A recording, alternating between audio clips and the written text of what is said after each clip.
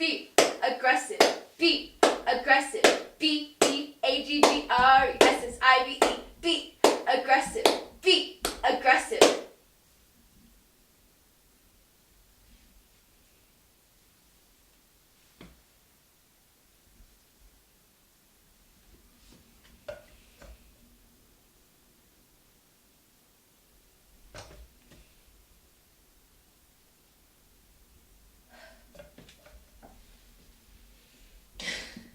Cheerleading tryouts are in 2 days, and I want to lose 4.5 pounds by then.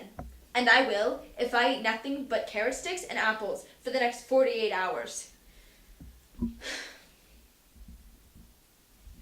Not that I even need to be trying out. I've been a cheerleader for 3 years, since I was a freshman. I already know I'm on the squad. The judges already know I'm on the squad. But there just has to be tryouts so girls like, girls like Becky from home ec. There has to be tryouts so girls like her can have a chance. Or make it look like she's getting a chance. Frankly, I feel really sorry for Becky. She tries out every year, and she never makes it. She never will. Everybody knows that but her.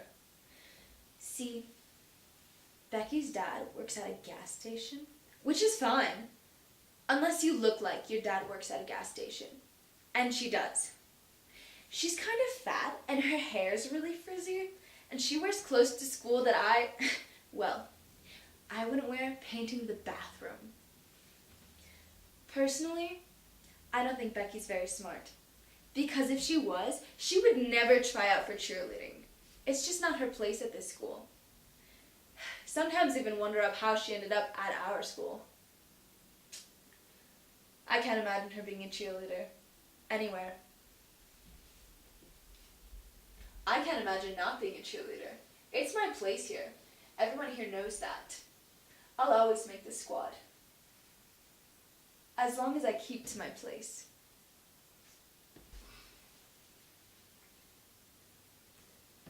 Last year, someone complained that this school was racist. Now, if they mean racist like we don't let black people in, they're mistaken. Anyone can come here. It's a public high school. We're open to the public. So we're practically all white. This is a white neighborhood. It's not our fault that the nearest black people live 15 miles down the road in the oh-so-glamorous town of Farmville. Well, anyways, this one teacher, my history teacher, thought it would be a good idea if some of those other black kids came up here to go to our school. And this same teacher convinced the school board that our school should pay for the transportation to get them here.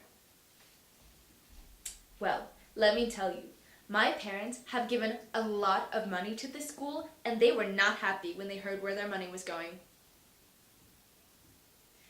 Well, anyways, it wasn't so bad. They kept to themselves. They knew their place at this school. Except for one guy named Leroy.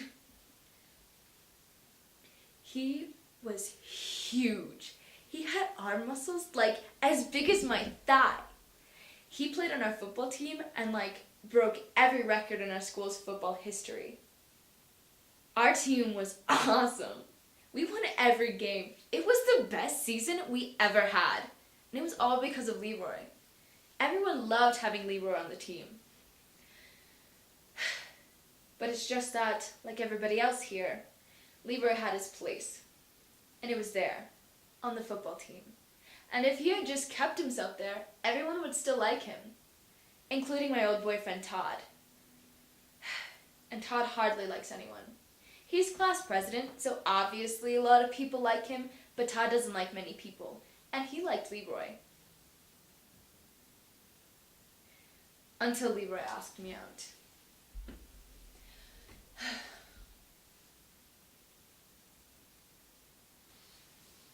Now the ridiculous part is that Todd actually thought I would go. Go where? Where in this neighborhood could I possibly go with some big black guy? I told Todd he was stupid and to quit thinking about it. But he kept thinking about it and kept bugging me for almost the whole school year. I told Todd If he didn't stop bugging me, I wouldn't go to prom with him. Well, of course we went, and like everyone else, got completely drunk before we even got to the dance. In fact, the only person who wasn't drunk was Becky. Oh, and Leroy. Leroy was there all by himself. And he looked very dignified, I must say. He was wearing a cream-colored suit and a little blue handkerchief in his jacket pocket. I almost didn't recognize him. Todd recognized him right away, and that's when the trouble started. Leroy wasn't doing anything. He was just standing there by the punch bowl. Well, Todd went right up to him and started saying all this stuff about he better keep to his place and how he better never look at me again. Well, Leroy didn't say anything. He just stood there and watched Todd sway back and forth. And then Todd hit him right in the jaw. Well, Leroy still didn't do anything. He just watched Todd sway. And then Todd picked up a glass of the reddest punch you've ever seen and just poured it down the front of Leroy's cream-colored suit. Well, Leroy stood there for a second. And then he picked Todd up by the collar and said something real quiet in his face. And then Todd passed out. Todd said he was going to press charges, and I said that he was stupid, that he was only going to get himself in trouble for being so drunk.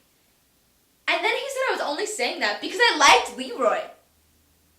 So I said, fine, go ahead, press charges. Well, Todd never did press charges. We broke up right after that. I mean, I still see him every day in school. We're still friends. But I hate talking to him. He's such a whiner. That was the last time I saw Leroy. He didn't come back to our school this year. Neither did any of the other black kids. I guess they're back in Farmville. Well, in approximately 48 hours, not only will I weigh 4.5 pounds less than I do now, but I will also be a cheerleader for the 4th year in a row. It's just a shame that our football team won't be any good this year.